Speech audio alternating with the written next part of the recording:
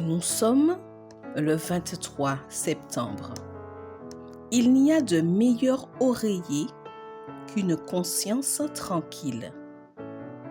Nous lisons dans Marc chapitre 6 au verset 20. Car Hérode craignait Jean, sachant qu'il était un homme juste et saint. Il le protégeait et quand il l'avait entendu, il était très perplexe. Pourtant, il l'écoutait avec plaisir. Jésus s'était rendu dans sa patrie, Nazareth.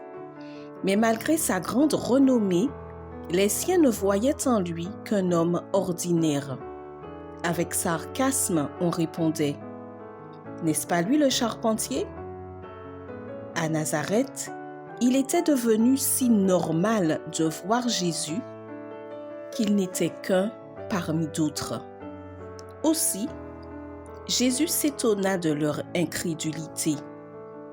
Il manquait l'occasion de voir des miracles parce qu'ils banalisaient le sacré.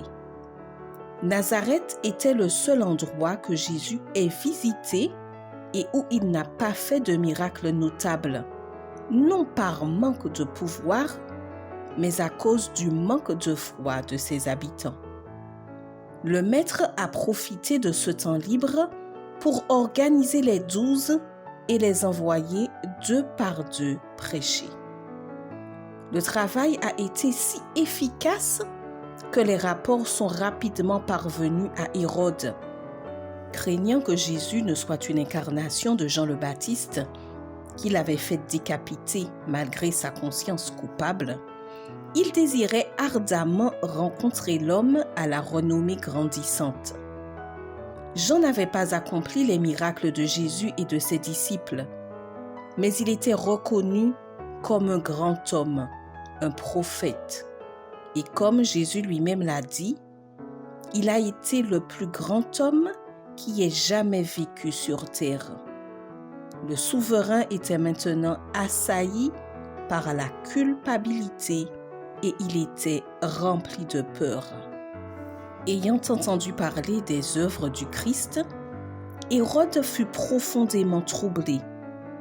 Il se demandait si Dieu n'avait pas ramené Jean d'entre les morts avec mission de condamner le péché avec plus de force que jamais. Il vivait dans la crainte constante que Jean vienne venger sa mort en le condamnant lui et sa maison. Hérode récoltait les fruits d'une vie de péché selon ce que Dieu avait dit. Parmi ces nations, tu ne seras pas tranquille et tu n'auras pas un lieu de repos pour la plante de tes pieds.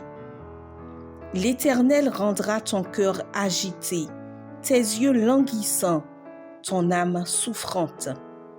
Ta vie sera comme en suspens devant toi. Tu auras peur la nuit et le jour, tu douteras de ton existence. Tu diras le matin, si seulement c'était le soir, et tu diras le soir, si seulement c'était le matin, à cause de la peur que tu éprouveras dans ton cœur et du spectacle que tu auras devant tes yeux. Le pécheur est accusé par ses propres pensées.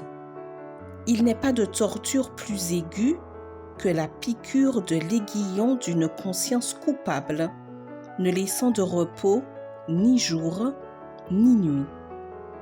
Il n'y a de meilleur oreiller qu'une conscience tranquille. Bonne journée et que Dieu te bénisse.